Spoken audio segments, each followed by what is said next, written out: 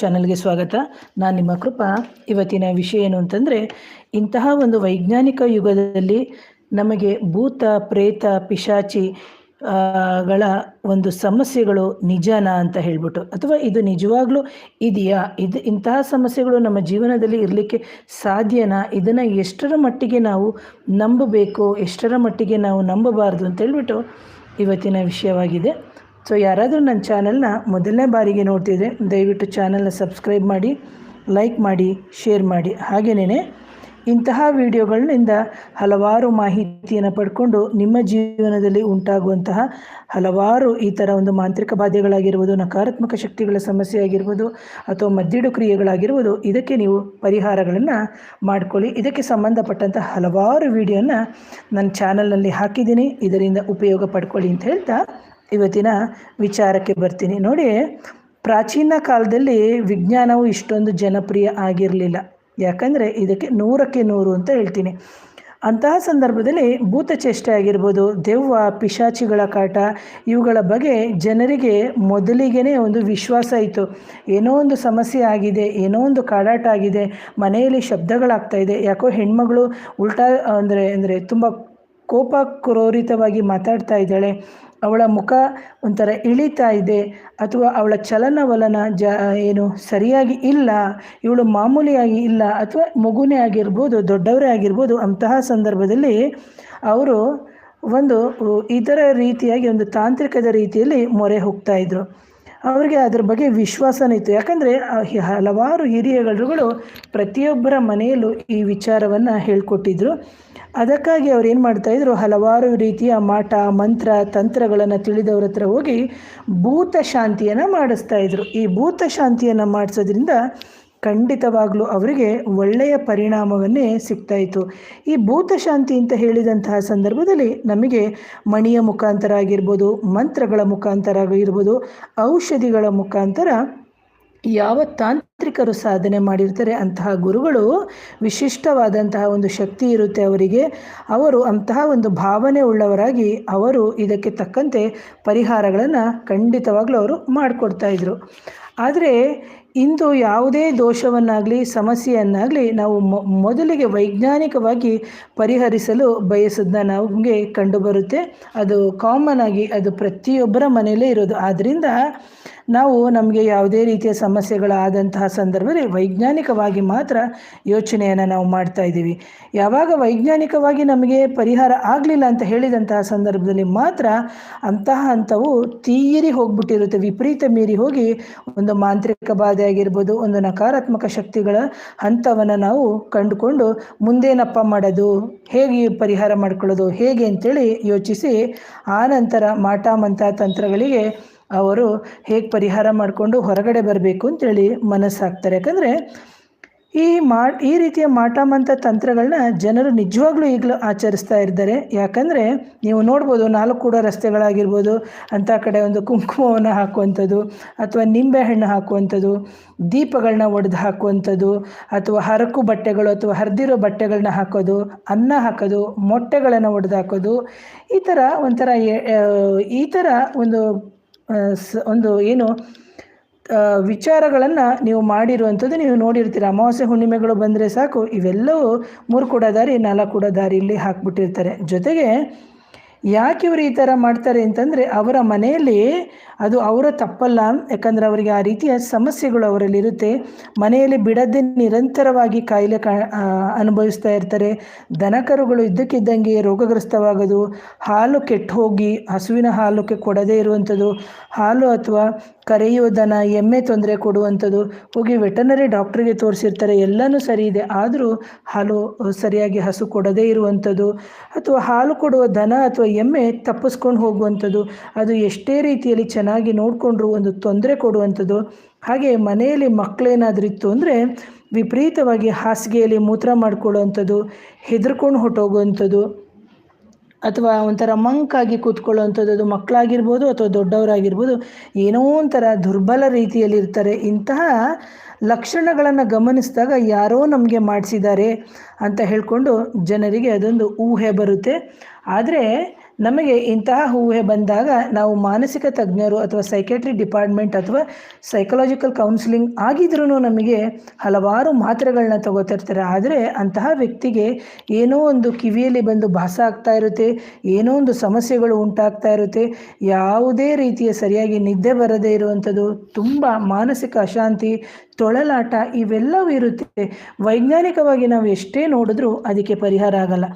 ಯಾವ ಕೆಲಸವೂ ಕೈಗೂಡಲ್ಲ, ಒಂದು ಮನಸ್ಸಿನ ಶಾಂತಿ ಹಾಳಾಗ್ತಾ ಇರುತ್ತೆ. ಅಂತಹ ಸಂದರ್ಭದಲ್ಲಿ ಆಗ ಅವ್ರು ಅನ್ಕೋತಾರೆ ಏನೋ ಇದು ಗ್ರಹಗಳ ಕಾಟ ಇರ್ಬೋದು, ಅಥವಾ ಯಾರೋ ಮಾಟ ಮಂತ್ರ ಮಾಡಿ ನಮಗೆ ತಂದು ಹಾಕಿರ್ಬೋದು, ಅಥವಾ ಬೇರೆ ಏನೋ ದೆವ್ವನೋ ಭೂತನೋ ಪ್ರೇತನೋ ಅಥವಾ ನಮ್ಮ ಹಿರಿಯಕರ ಒಂದು ಏನು ಶಕ್ತಿಗಳು, ಅಥವಾ ನಮಗೆ ಒಂದು ಪ್ರೇತ ಬಾಧೆ ಇರ್ಬೋದು, ಅಥವಾ ಹಿರಿಯರ ಒಂದು ಶಾಪ ಇರ್ಬೋದು, ಅಥವಾ ಸ್ತ್ರೀ ಶಾಪ ಅಥವಾ ಪುರುಷರ ಶಾಪ, ಈ ಥರ ಏನಾದರೂ ನಮಗೆ ಇರ್ಬೋದು ಅಂತ ಹೇಳಿ ಆ ನಂತರದಲ್ಲಿ ಅವರು ಪರಿಹಾರಕ್ಕೆ ಅಥವಾ ಹಲವಾರು ಕಡೆ ಸುತ್ತುತ್ತಾರೆ. ನಾನು ನೋಡಿ, ಒಂದು ಯಂತ್ರ ಮಂತ್ರ ತಂತ್ರಶಾಸ್ತ್ರ ಅದಕ್ಕೆ ಪರಿಹಾರ ಅಂತ ಹೇಳಿಕೊಂಡು ಬಂದಂಥ ಸಂದರ್ಭದಲ್ಲಿ ಅದು ಮಹಾದೇವನೇ ಹೇಳಿರುವಂಥದ್ದು. ಹಾಗಾಗಿ ಇಲ್ಲಿ ನಾವು ನೋಡಬೇಕಾಗುತ್ತೆ. ಯಾಕಂದರೆ ನಮಗೆ ರೋಗಗಳು ಅಂತ ಹೇಳಿ ಇಂತಹ ರೋಗಗಳು ಬಂದಂತಹ ಸಂದರ್ಭದಲ್ಲಿ, ಯಾಕಂದರೆ ಮಾಟ ಮಂತ್ರ ಅಥವಾ ಭೂತ ಪ್ರೇತ ಪಿಶಾಚಿ ನಿಜವಾಗ್ಲೂ 100% ಇದೆ. ನಿಮಗೆ ವಿಸಿಬಿಲಿಟಿ ಇಲ್ಲದೆ ಇರ್ಬೋದು, ಅಂದರೆ ಕಣ್ಣಿಗೆ ಕಾಣದೆ ಇರ್ಬೋದು. ಆದರೆ ನೋಡಿ, ನಾನು ಹೇಳ್ತೀನಿ, ಜ್ಞಾನ ವಿಜ್ಞಾನನೇ ಬೇರೆ, ದಿವ್ಯಜ್ಞಾನ ಸುಜ್ಞಾನನೇ ಬೇರೆ. ನೋಡಿ, ಇವತ್ತಿನ ದಿನ ಡಾಕ್ಟರ್ಸ್ಗಳು ಒಂದು ಬ್ಲಡ್ ಟೆಸ್ಟಿಗೆ ಅಂತ ಹೇಳಿದಂತಹ ಸಂದರ್ಭದಲ್ಲಿ 2 ml 3 ml ಬ್ಲಡ್ ಟೆಸ್ಟ್ ತೆಗಿತಾರೆ, ಸಕ್ಕರೆ ಕಾಯಿಲೆಗೋ ಅಥವಾ ಬೇರೆ ಕೊಲೆಸ್ಟ್ರಾಲೋ ಏನೋ ನೋಡೋಕ್ಕೆ. ಅದನ್ನು ತೆಗೆದಾಗ ಕಾಣುವಂಥದ್ದು ಬ್ಲಡ್ ರೆಡ್ ಅಷ್ಟೇನೆ. ಆದರೆ ಅದರಲ್ಲಿ ಹಲವಾರು ರೀತಿಯ ಪರೀಕ್ಷೆಗಳು ಅಂತ ಹೇಳಿದಂತಹ ಸಂದರ್ಭದಲ್ಲಿ ಆ ಪರೀಕ್ಷೆಗಳು ವಿಭಿನ್ನವಾಗಿ ಮೈಕ್ರೋಸ್ಕೋಪಲ್ಲಿ ನೋಡಿಕೊಂಡು ಅದಕ್ಕೆ ಆದಂಥ ಹಲವಾರು ಮಿಷಿನ್ಗಳಲ್ಲಿ ಹಾಕಿ ಪರೀಕ್ಷೆ ಮಾಡ್ತಾರೆ. ಹಾಗೇನೇ ಇಂತಹ ಒಂದು ವಿದ್ಯೆ 100% ಇದೆ. ಭೂತ ಪ್ರೇತ ಪಿಶಾಚಿ ಶಾಕಿನಿ ಢಾಕಿನಿ ಇವೆಲ್ಲವೂ 100% ಇದೆ. ಆದರೆ ಇಲ್ಲಿ ಏನಾಗುತ್ತೆ ಅಂದರೆ ಸಮಸ್ಯೆಗಳನ್ನ ಅನುಭವಿಸ್ತಾ ಇರ್ತಾರೆ. ಆದರೆ ಈ ಸಮಸ್ಯೆಗಳನ್ನ ಅನುಭವಿಸ್ತಾ ಇರುವಂತಹ ಸಂದರ್ಭದಲ್ಲಿ ಎಷ್ಟೋ ಜನ ವಿದ್ಯಾವಂತರಿಗೆ ಇದು ಅನುಭವ ಆಗಿದೆ. ಸಮಸ್ಯೆಗಳು ಅನುಭವಿಸ್ತಾ ಇರ್ತಾರೆ, ಪರಿಹಾರ ಮಾಡ್ಕೋತಾರೆ. ಆದರೆ ಏನಂತಾರೆ, ನಾವು ಯಾರ ಹತ್ರ ಹೇಳ್ಕೊಳ್ಳಲ್ಲಪ್ಪ, ನೋಡಿದವ್ರು ಏನು ಅನ್ಕೋತಾರೋ. ಕೆಲವರು ಶಾಸ್ತ್ರ ಕೇಳಕ್ಕೆ ನಾವು ಬಂದಿದ್ದು ಅಂತ ಗೊತ್ತಾಗಬಾರ್ದು, ನಾವು ಈ ಥರ ಪರಿಹಾರ ಮಾಡ್ಕೊಂಡಿದ್ದೋ ಗೊತ್ತಾಗಬೇಕು. ಯಾಕಂದರೆ ಎಲ್ಲವೂ ಹಿಡನ್ನಾಗಿಯೇ ಮಾಡ್ಕೋತಾರೆ. ಕಾರಣ ಏನಂದರೆ ಪ್ರತಿಯೊಬ್ಬರಿಗೂ ವೈಯಕ್ತಿಕ ಬದುಕು ಇದೆ, ಇಲ್ಲ ಅಂತ ನಾನು ಹೇಳ್ತಾ ಇಲ್ಲ. ಅದೇ ಥರದಲ್ಲಿ ಇಲ್ಲಿ ಆಗುವಂತಹ ಸಮಸ್ಯೆಗಳನ್ನು ನಾವು ಹಿಂದಿನ ಕಾಲದಲ್ಲಿ ಇದೇ ರೀತಿ ಪರಿಹಾರಗಳನ್ನು ಮಾಡ್ಕೋತಾ ಇದ್ರು. ಯಂತ್ರಗಳು, ಮಂತ್ರಗಳು, ತಂತ್ರಗಳು, ಹೋಮ ಹವನಗಳ ಮುಖಾಂತರ. ಇಲ್ಲಿ ನಾವು ನೋಡಬೇಕು ಅಂತ ಹೇಳಿದಂತಹ ಸಂದರ್ಭದಲ್ಲಿ ಹಲವಾರು ರೀತಿಯ ಒಂದು ಬಾಧೆಗಳು ನಮಗೆ ಈ ಒಂದು ಏನು ಭೂತ ಪ್ರೇತ ಪಿಶಾಚಿ ಶಾಕಿನಿ ಇದ್ದಂಥ ಸಂದರ್ಭದಲ್ಲಿ ನಮಗೆ ಹಲವಾರು ಸಮಸ್ಯೆಗಳು ಉಂಟಾಗುತ್ತೆ. ಯಾಕಂದರೆ ವಾತಪಿತ್ತ ಕಫದ ಮುಖಾಂತರ ನಮಗೆ ವ್ಯಾಧಿಗಳು ಶುರುವಾಗಿ ಗಾಳಿ ಬಡಿತದಿಂದನೇ ಈ ಪಿಶಾಚ ರೋಗ ನಮ್ಮ ದೇಹದಲ್ಲಿ ಉಂಟಾಗುತ್ತೆ. ಗಾಳಿಯ ಮುಖಾಂತರ. ಅದಕ್ಕೆ ಒಂದು ನೆಗೆಟಿವ್ ಎನರ್ಜಿ ಯಾವ ರೂಪದಲ್ಲಿ ಇರುತ್ತೆ ಅಂದರೆ ಗಾಳಿಯ ರೂಪದಲ್ಲೇ ಇರುತ್ತೆ ಅಂತ ನಾನು ನೇರವಾಗಿ ಹೇಳ್ತೀನಿ. ಯಾಕೆಂದರೆ ಇದಕ್ಕೆ ಹಲವಾರು ನಾವು ಪರಿಹಾರ ಮಾಡಿ ಕೊಟ್ಟಾಗಲೇ ಅದರ ವಿಚಾರಗಳು ಗೊತ್ತಾಗುವಂಥದ್ದು. ಹಾಗಾಗಿ ಪೈಶಾಚಿಕ ರೋಗ ಅಂತಲೇ ನಿರ್ಣಯಿಸಿ ನಾವು ಏನು ಮಾಡ್ತೀವಿ, ನಿವಾರಿಸಲು ಯಂತ್ರ ಮಂತ್ರ ಇದನ್ನು ನಾವು ಕೊಟ್ಟು ರೋಗಗಳನ್ನು ಗುಣ ಮಾಡೋದು. ಯಾಕೆ ಅಂತಂದರೆ ಇಂತಹ ಒಂದು ರೋಗವು ಭೂಮಂಡಲದಲ್ಲಿನೇ ನಿಮಗೆ ಗೊತ್ತಾಗುತ್ತೆ. ಯಾರೋ ಹಸುನೀಗಿರ್ತಾರೆ, ಅಂತಹ ಪಾಪಾತ್ಮವು ಗಾಳಿಯಲ್ಲಿ ಸೇರಿ ಮಾನವರನ್ನು ಬಾಧಿಸುತ್ತೆ. ಇದನ್ನು ನಾವು ದೈವಿಕ ಬೀಜಾಕ್ಷರದ ಪ್ರಣವ ಮಂತ್ರದ ಉಪಾಸನೆಯ ಮೂಲಕನೇ ನಾವು ನಿವಾರಣೆಯನ್ನು ಮಾಡಬೇಕು. ಯಾವಾಗ ಆ ವಿಷಗಾಳಿಯು ಮಾನವನ ನರಮಂಡಲದಲ್ಲಿ ಸೇರಿ ಪ್ರೇತ ರೂಪದಲ್ಲಿ ಕಾಡುತ್ತೆ, ಆಗ ಯಾವ ಔಷಧಿಯೂ ಗುಣಪಡಿಸಲಾಗದಂತಹ ಸಂದರ್ಭದಲ್ಲಿ ವೈಜ್ಞಾನಿಕವಾಗಿ ನೀವೆಷ್ಟೇ ನೋಡಿದರೂ ಇದು 100% ನಿಮ್ಮ ಕಣ್ಣಿಗೆ ಕಾಣಲ್ಲ. ಅಂತಹ ಸಂದರ್ಭದಲ್ಲಿ ಯಂತ್ರ ಮಂತ್ರ ತಂತ್ರದ ಮುಖಾಂತರ ನಾವು ಪರಿಹಾರವನ್ನು ನಾವು ಮಾಡ್ಕೋಬೇಕು. ಎಷ್ಟೋ ಸಂದರ್ಭದಲ್ಲಿ ನೋಡಬೇಕು, ನೀವು ಮಕ್ಕಳು ತುಂಬ ಅಳ್ತಾ ಇರುವಂತಹ ಮಕ್ಕಳಿಗೆ ನಾವು ತಕ್ಷಣ ಇಳೆಯನ್ನು ತೆಗಿತೀವಿ, ಒಂದು ಪರ್ಕೆಯಿಂದಾದರೂ ತೆಗಿತೀವಿ ಅಥವಾ ಕಲ್ಲುಪ್ಪಿನಿಂದನಾದರೂ ತೆಗಿತೀವಿ. ಅಂತಹ ಸಂದರ್ಭದಲ್ಲಿ ಆ ಮಗು ಏನು ಮಾಡುತ್ತೆ, ಅಳೋದನ್ನು ನಿಲ್ಲಿಸುತ್ತೆ. ಅಥವಾ ಯಾರೋ ಬಂದು ಹೋದಂಥ ಸಂದರ್ಭದಲ್ಲಿ ಒಂದು ಪರ್ಕೆ ಎಳೆಯನ್ನು ತೆಗಿತಾರೆ. ಮಗು ತುಂಬ ಗಲಾಟೆ ಮಾಡ್ತಾ ಇರ್ತದೆ, ತುಂಬ ಮೈ ಏನೋ ಒಂಥರ ನುಲಿಯೋದು ಆ ಥರ ಎಲ್ಲ ಮಾಡ್ತಾ ಇರುತ್ತೆ. ಅಂತಹ ಸಂದರ್ಭದಲ್ಲಿ ನಾವು ಮನೆಯಲ್ಲೇ ನೀವು ನೋಡ್ಬೋದು ಇಳೆ ತೆಗೆಯುವಂಥದ್ದು ಮಾಡ್ತಾರೆ. ಕೆಲವ್ರನ್ನ ನೀವು ನೋಡ್ಬೋದು ಸೆಗಣಿ ಮುಖಾಂತರ ಇಳೆ ತೆಗಿತಾರೆ. ಕೆಲವರು ಬೆಂಕಿ ಅಂದರೆ ಒಂದು ತಟ್ಟೆಯಲ್ಲಿ ಅರಿಶಿನ ಕುಂಕುಮ ನೀರು ಹಾಕಿ ಚುಂಬು ಹಾಕಿ ಇಳೆ ತೆಗೆಯುವಂಥ ಪದ್ಧತಿ ಎಲ್ಲ ಮಾಡ್ತಾರೆ. ಅಂತಹ ಸಂದರ್ಭದಲ್ಲಿ ಆ ಮಗು ಶಾಂತವಾಗುತ್ತೆ, ನೀವು ನೋಡಬೇಕು. ಅದೇ ಥರ ಇಂತಹ ಒಂದು ಭೂತ ಬಾಧೆ, ಪ್ರೇತ ಬಾಧೆ, ಶಾಕಿನಿ ಢಾಕಿನಿಯ ಬಾಧೆಗಳು ಇರುವುದು 100ಕ್ಕೆ 100 ನಿಜ. ಯಾವಾಗ ನಮಗೆ ಇದು ಗೋಚಾರ ಕಣ್ಣಿಗೆ ಆಗದೇ ಇರ್ಬೋದು, ಆದರೆ ದೈಹಿಕವಾಗಿ ಅಥವಾ ಮಾನಸಿಕವಾಗಿ ನಮಗೆ ಆಗ್ತಾ ಇರುತ್ತೆ. ಹಾಗಾಗಿ ಅಂತಹ ಸಂದರ್ಭದಲ್ಲಿ ನಾವು ಅದಕ್ಕೆ ಪರಿಹಾರವನ್ನು ಮಾಡಿಕೊಳ್ಳೇಬೇಕು. ಇದು ಎಷ್ಟೇ ವೈಜ್ಞಾನಿಕವಾಗಿ ಮುಂದಿರಿದ್ರು, ಪ್ರಪಂಚದಲ್ಲಿ ಎಷ್ಟೇ ನಾವು ಮುಂದುವರೆದಿದ್ರು, ಎಂಥ ಸೆಕೆಂಡಲ್ಲೂ ನಾವು ಮೊಬೈಲು ಆಗಿರ್ಬೋದು, ಇಂಟರ್ನೆಟ್ ಆಗಿರ್ಬೋದು, ಫೇಸ್ಬುಕ್ ಆಗಿರ್ಬೋದು, ಅಥವಾ ನಮ್ಮದು ವಾಟ್ಸಾಪ್ ಆಗಿರ್ಬೋದು, ಇನ್ಸ್ಟಾಗ್ರಾಮು, ವೈಜ್ಞಾನಿಕವಾಗಿ ನಾವು ಎಷ್ಟೇ ಮುಂದುವರೆದಿದ್ರು ಕಣ್ಣಿಗೆ ಕಾಣದೇ ಇರುವಂಥ ಒಂದು ಪ್ಯಾರಾನಾರ್ಮಲ್ ಪವರ್ಸ್ ಅಥವಾ ಅಗೋಚರವಾದ ಶಕ್ತಿ ಇದೆ. ಖಂಡಿತವಾಗಲೂ ಅದರಿಂದ ಸಮಸ್ಯೆಗಳು ಇದ್ದೇ ಇದೆ ಅಂತ ಹೇಳ್ತೀನಿ ಪ್ರಿಯ. ಇದನ್ನು ತೋರಿಸಿ ಅಂತ ಹೇಳಿದ್ರೆ ಅಂತಹ ಎನರ್ಜಿಯನ್ನು ಎಲ್ಲರಿಗೂ ನೋಡಲಿಕ್ಕೆ ಸಾಧ್ಯನಾ? ಖಂಡಿತವಾಗ್ಲೂ 100ಕ್ಕೆ 100 ಸಾಧ್ಯ. ಆದರೆ ಎಷ್ಟೋ ಜನಕ್ಕೆ ಇದು ಕಾಣಲ್ಲ ಅಂತ ಹೇಳ್ತಾರೆ ಕೆಲವರು. ಆದರೆ ಯಾಕೆ ಕಾಣಲ್ಲ ಅಂತಂದರೆ ನಿಮ್ಮ ಜ್ಞಾನ ಅಥವಾ ನಿಮ್ಮ ಒಂದು ಏನು ಹೇಳ್ಬೋದು ಅಂತಂದರೆ ನಿಮಗೆ ಅದರಲ್ಲಿ ಇರುವಂಥ ಆಸಕ್ತಿ ಅನ್ನೋದಕ್ಕಿಂತ ನೀವು ಅದಕ್ಕೆ ಕನೆಕ್ಟ್ ಆಗಬೇಕು. ಯಾಕಂದರೆ ನಾವು ಅದಕ್ಕೆ ಹೇಳೋದು ಧ್ಯಾನ, ಮಂತ್ರ ಇವೆಲ್ಲ ಹೇಳೋದ್ರಿಂದ ನಾವು ಭಗವಂತನಿಗೆ ಹತ್ರ ಆಗ್ತೀವಿ. ಜೊತೆಗೆ ಪ್ರಕೃತಿಯಲ್ಲಿ ನಡೆಯುವಂತಹ ಎಲ್ಲ ಕ್ರಿಯೆಗಳು ನಮಗೆ ಗೊತ್ತಾಗುತ್ತೆ ಅಂತ ಹೇಳ್ಬಿಟ್ಟು. ಹಾಗಾಗಿ ಯಾವಾಗ ನಾವು ಪ್ರಕೃತಿಯನ್ನು ವಿರೋಧಿಸ್ತೀವಿ ಅಂತಹ ಸಂದರ್ಭದಲ್ಲಿ ಇದರಿಂದ ನಮಗೆ ಆದಷ್ಟು ಸಮಸ್ಯೆಗಳೇ ಉಂಟಾಗುತ್ತೆ. ಈಗ ಪ್ರಾಣಿ ಪಕ್ಷಿಗಳಿಗೆ ನೋಡಿ, ಒಂದು ಯಾವುದರಲ್ಲಿ ಪ್ರಕೃತಿಯಲ್ಲಿ ಆಗುವಂಥ ಹಲವಾರು ಬದಲಾವಣೆಗಳು ಗೊತ್ತಾಗ್ತಿರುತ್ತೆ. ಆದರೆ ನಮಗೆ ಏನೇ ಸಮಸ್ಯೆಗಳು ಬರಲಿಕ್ಕಿಂತ ಮುಂಚೆ ಇಂಥ ಭೂತ, ಪ್ರೇತ, ಪಿಶಾಚಿ ಯಾವುದೇ ಆಗಲಿ ನಮ್ಮ ಮೈಯನ್ನು ಮುಟ್ಲಿಕ್ಕಿಂತ ಮುಂಚೆ ಅಥವಾ ನಮ್ಮ ದೇಹವನ್ನು ಸೇರಲಿಕ್ಕಿಂತ ಮುಂಚೆ ನಮ್ಮ ಮನೆಯೊಳಗಡೆ ಬರುತ್ತೆ.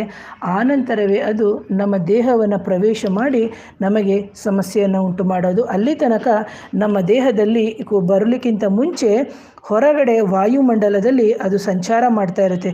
ಯಾವಾಗ ವಾಯುಮಂಡಲದಲ್ಲಿ ಸಂಚಾರ ಮಾಡಿ ನಾವು ಮನೆಯಲ್ಲಿ ಒಂದು ನಿತ್ಯ ಪೂಜೆ ಇಲ್ಲ, ನಿತ್ಯ ಒಂದು ಅನುಷ್ಠಾನ ಇಲ್ಲ, ಹೇಗೆ ಬೇಕಂದರೆ ಹೇಗೆ ಇರೋದು, ಅಂತಹ ಸಂದರ್ಭದಲ್ಲಿ ನಮ್ಮ ಹೌರನ್ನು ವೀಕ್ ಆಗಿದ್ದು, ನಮಗೆ ಯಾವುದೋ ಕರ್ಮದ ವಿಚಾರವಾಗಿ ನಮ್ಮ ಹಿಂದಿನ ಜನ್ಮದ ಕರ್ಮನೂ ಇತ್ತು ಅಂತಂದರೆ ಅಂತಹ ಸಂದರ್ಭದಲ್ಲಿ ಅಂತಹ ಒಂದು ಪ್ರೇತಾತ್ಮವಾಗಿ ಇರುವಂತಹ ಆತ್ಮಗಳು ವಿಷಗಾಳಿಯ ಮುಖಾಂತರ ನಮ್ಮ ದೇಹದಲ್ಲಿ ನರಮಂಡಲದಲ್ಲಿ ಸೇರಿ ನಮಗೆ ಸಮಸ್ಯೆಯನ್ನು ಕೊಡುತ್ತೆ. ಇದು 100ಕ್ಕೆ 100 ಸತ್ಯ ಅಂತ ಹೇಳ್ತೀನಿ ಪ್ರಿಯ.